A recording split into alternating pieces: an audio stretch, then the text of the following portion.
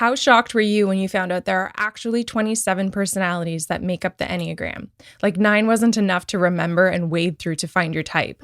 But before you let yourself get overwhelmed, let me tell you 3 exciting and very useful things when it comes to subtypes. Number 1, sometimes they're the key feature in finding your dominant type if you're struggling with that. 2, they're hugely helpful in understanding why some of us get mistyped. And 3, knowing your subtype will offer you a far more in-depth direction for your personal path for growth than just knowing your dominant type. I think that's enough of a reason to stick around and learn more. As you're listening today, even if you feel good and clear about your own subtype, be sure to pay close attention to the other 2. At the end, I'll share 2 important reasons why it's absolutely to your benefit to know and understand all 3.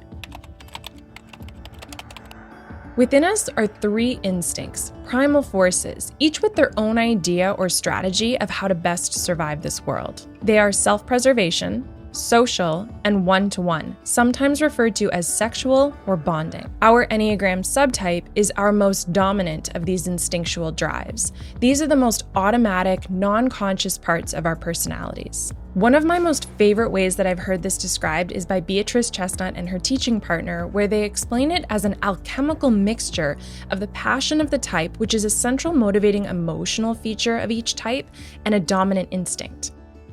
What that means is that while each of the dominant types has a particular passion, the way in which that passion is acted out instinctually can vary. So we end up seeing more nuanced characters within each Enneagram type. That's why 2 individuals of the same Enneagram type can look drastically different if they don't share the same subtype.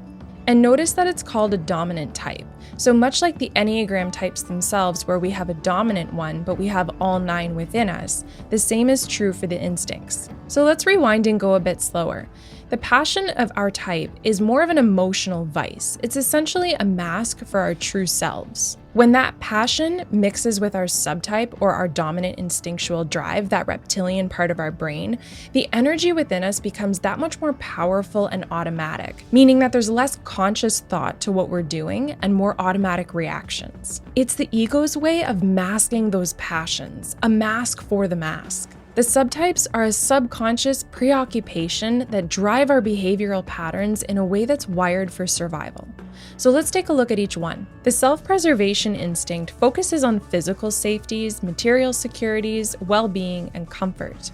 The experience of stress and anxiety can mix with this instinct and drive individuals to want to hoard or conserve their energies and resources as a reaction to the perceived demands of their environment and the people around them. The goal for self-preservation subtypes is to minimize the threats to their own safety. The social instinct focuses on relationships, on community connections and belongingness, and their standing or power within their social circles to feel safe and secure. These individuals have a high awareness of norms and hierarchies within groups, assessing where they stand within them. They build relational structures and put their energies into these kinds of relationships with the goal of working toward the greater good or a shared purpose. Lastly, the one-to-one instinct is far more focused on the status of a relationship or coupling with one specific individual. Their energy is directed toward the goal of achieving or maintaining this connection for safety and security through bonding, interpersonal attraction, and sexual connection. These instincts that we experience are a subconscious preoccupation, an insatiable need that dictates the way we show up in our day-to-day lives. And while we're reacting to these instincts as an intuitive way of ensuring our own safety and survival, they end up creating this shadow side within us, an unflattering or not so flattering pattern of behavior that can sometimes be difficult to acknowledge if we're not in the practice of self-awareness or self-regulation. Here, look at this. For self-preservation, the shadow can be selfishness, doing so many things on our own that we don't allow for connections with others. For us social types, our shadow can look like a kind of God complex of rescuing others. And for the one-to-one, the shadow is aggression, a kind of rivalry from that mammalian part of ourselves. And I bring up the shadows of the subtypes because this points us in a more specific direction for our personal growth path if we're doing our inner work than just knowing our dominant Enneagram type can offer. For example, not all 2s need the same thing as their passion of pride plays out in the 3 different subtypes. Now, you might be asking why we're focusing so much on behaviors when we know that the Enneagram doesn't type based on behavior. Good question. We can certainly start there, observing our behaviors and patterns as a part of our introspective practice, and then use those to reflect on the motivations behind the behaviors. The behaviors that we observe with regards to instincts in particular, as opposed to type, serve to help us understand where we truly believe our needs for safety and security will be met.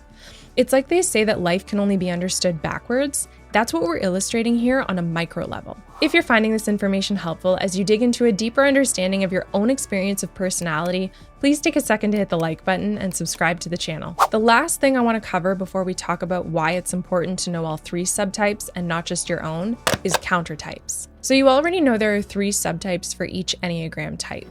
2 of those instincts, self-pres, social, or one-to-one, go with or in the flow of the passion, and one of those instincts goes in the opposite direction or against the passion. So in the heart, the emotional desire of the passion, it takes them one way, but in the gut, the instinct takes them in the opposite way. I'll use the example of the social 9 to illustrate countertypes, since the 6 is usually everyone's go-to example. The 9's passion is sloth, a spiritual laziness, and a self-forgetting pattern of behavior. Self-preservation and one-to-one 9s very much go with the passion.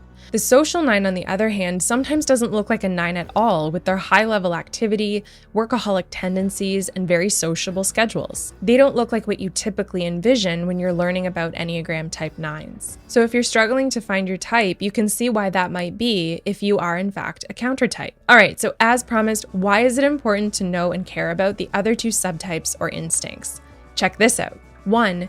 Individuals with different subtypes tend to clash more often than if we just measured Enneagram types 1 through 9, meaning that any 2 numbers can get along well no matter how different they look. The difference of subtype, that subconscious preoccupation, creates more conflict for a pair. Think about it. If you're a 5 married to an 8, and one of you is focused on self-preservation instincts, doing things by and for themselves, and the other is focused on a one-to-one instinct where they're constantly checking in to see where we are at and needing more of that reassurance that we're in good standing in our relationship and quality time, that's bound to create more conflict than the main types themselves. Wouldn't it be handy to know the other subtypes so that you could communicate healthily and meet each other's needs instead of assuming or projecting your own on another person? The second reason that you want to care about all of the subtypes is a little thing called instinctual stacks.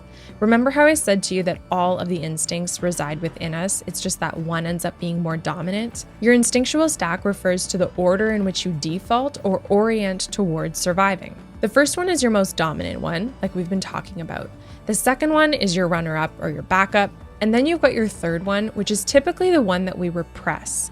I say typically because if you are in the habit of self-reflection and you're doing the real inner work, then you're working toward more self-awareness in the ways that you can balance these instincts with more consciousness. So if you're well informed about the 3 different subtypes, you can have that much more clarity about your own personal path for growth, the work that you need to focus on if you want to shed your personality and grow into or back into your authentic self.